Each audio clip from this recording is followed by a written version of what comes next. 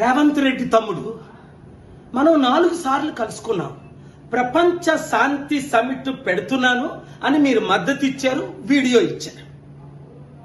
December 2ని, 13ని December, జనవరి 29ని 6 నెలలు అయిపోయింది.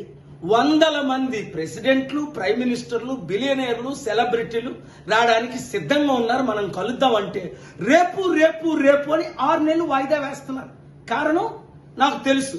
మీరు చంద్రబాబు నాయుడు గారి డైరెక్షన్ లో వెళ్తే రాష్ట్రాన్ని సర్వనాశనం చేస్తారే తప్ప సమిట్ ద్వారా లక్షల కోట్లు వస్తాయి, లక్షల ఉద్యోగాలు వస్తాయి, వందల కంపెనీలు వస్తాయి.